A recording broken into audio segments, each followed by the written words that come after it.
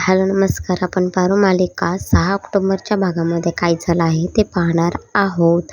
प्रिया रडत बसलेली असते तिच्या बागेमध्ये आणि मग तिथे प्रताप येतो आणि बोलतो की प्रिया, तू तुझ्या डिसिजनवर का ठाम नाही आहे? तुझा भाऊ म्हणून काहीही करू शकत नाही आहे, कारण तू तुझ्या डिसिजनवर ठाम नाही आहेस. चल, तुला त्या दिवशी जसं मी सोडवलं होतं प्रीतम त्यांच्याकडे, चल आजही मी तुला त्यांच्याकडे घेऊन जाण्यासाठी तयार आहे, फक्त तू तयार राहा. तर मग प्रिया बोलते की नाही, मला आबांच्या परवानगीशिवाय काहीही करायचं नाही आहे. तर मग प्रताप म्हणतो की तुझं प्रेम तर खरं आहे, मग तू अशी का वागते? तर नाही, बाबांना आधीच एक थोडंसं मोठं हे झालेलं आहे, त्यासाठी मला अजूनही त्यांना दुखवायचं नाही आहे, त्याच्यासाठी मला नाही यायचं आहे. अहिल्यादेवीशी आबासाहेबांचं थोडंसं काही झालेलं आहे ते आपल्याला माहीत नाही आहे, पण मी तुझा भाऊ म्हणून मी तुझ्या पाठीशी खंबीरपणे उभा राहीन आणि अहिल्यादेवीला सांगेल की माझी प्रिया अशी आहे तशी आहे, ठामपणे एक भाऊ म्हणून उभा राहील.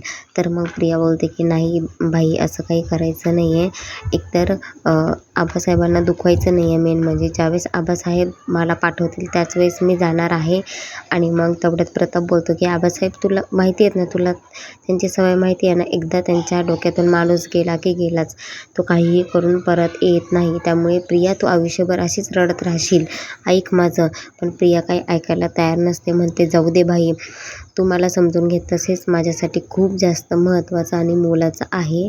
इथे सीन चेंज होतो. दिशाने मिहिरला पैसे दिलेले असतात आणि त्याला म्हणत असते की इथून लवकर जा आणि मला टचही करू नको, असं तसं त्याला वाकडं काहीतरी बोलत असते. त्यालाही खूप राग आलेला असतो दिशाचा आणि मग म्हणतो की हे फक्त टोकन ऑफ लव आहे ना, अजून बाकी आहे. मला जसं जसं लागेल ना तसं तसं मी तुला मागे जाईल आणि आता तू समुद्राची राणी झालेली आहेस, त्यामुळे फक्त हे तू तांब्याभरच मला पाणी दिलेलं आहे, अजून मला भरपूर घ्यायचं आहे पाणी, असं म्हणत असतो तो. आणि मग ती चिडलेली असते आणि ती म्हणते लवकर जा.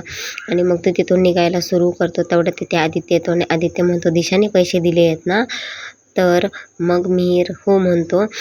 ऐकलंय तुमचं सगळं बोलणं, असं आदित्य मिहिरला म्हणत असतो. आणि मग मिहिर जरा दचकल्यासारखाच होतो आणि म्हणतो की आदित्य सर, आता काय करायचं? मला माहिती आहे की दिशा कशी मुलगी आहे म्हणून.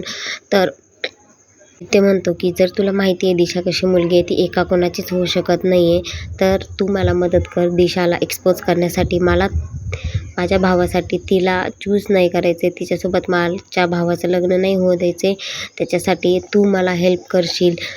तू मला तुझे काही सगळे जे काही पुरावे असतील ते घेऊन येशील आणि माझ्या आईसमोर हे सगळं मांडशील. त्याच वेळेस माझ्या आईला खरं वाटेल आणि ती दिशासोबतचं लग्न प्रीतमचं मोडेल. मी रेडी होतो आणि आदित्यलाही दिलासा आल्यासारखा वाटतो. रूममध्ये बसलेला असतो आणि मग पारू त्याला चहा घेऊन जाते आणि मग त्याला म्हणते की तुम्ही मला जादूगार म्हणता ना, तर आता मी आबासाहेबांकडे जाणार आहे आणि त्यांना माझं ऐकावंच लागेल. ह्यावेळेस मी परत येणारच नाही त्यांनी ऐकल्याशिवाय. आणि मग प्रीतम बोलतो की नाही पारू, जाऊ नको, काही गरज नाही आहे, सगळं संपलं आहे आता.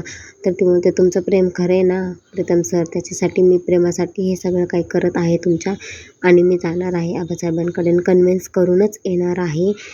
तुम्ही फक्त ठाम राहा, आमचं तिकडं काहीही झालं तरी तुम्ही इथे देवी आईला ठामपणे नकार द्या, असं ती सांगितलेली असते. तर मग प्रीतम हो बोलतो आणि मग पारू तिथून निघून येते. तिला बाहेर दिशा दिसते आणि मग ती तिथून निघून जायच्या प्रयत्नात असते, पण दिशा तिला पकडते आणि म्हणते की प्रीतमच्या रूममध्ये गेली होती ना, काय सल्ला देऊन आलीस तू? खरं सांग, काय चालू आहे तुझ्या डोक्यामध्ये? तर ती काहीच बोलत नाही आणि मग शेवटी तिला म्हणते की ती म्हणते की मला बाहेर जायचं आहे, मला थोडंसं अर्जंट काम आहे, त्यासाठी मला जावंच लागेल, माझ्याकडे वेळ नाही आहे. तर मग ते कसं काय वेळ नाही आहे? चल तुला कसा वेळ नाही ते दाखवते. आणि मग पारू तिला म्हटलेली असते की मी फक्त देवीआईचा आदेश मानते, बाकी कोणाचा नाही. आणि मग दिशा पारूला घेऊन देवीआईकडे जाते आणि तिला म्हणते की मग पारूला सांगा ना माझ्यासाठी इथे थांबण्यासाठी, माझं लग्न आहे ना आता आणि मला कोणी बहीणही नाही आहे, मैत्रिणीही नाही आहे, त्यासाठी पारूला सांगा ना माझ्यासोबत थांबायला. ती बोलते की फक्त मी सासूमांचाच आदेश मानते, बाकी कोणाचा नाही.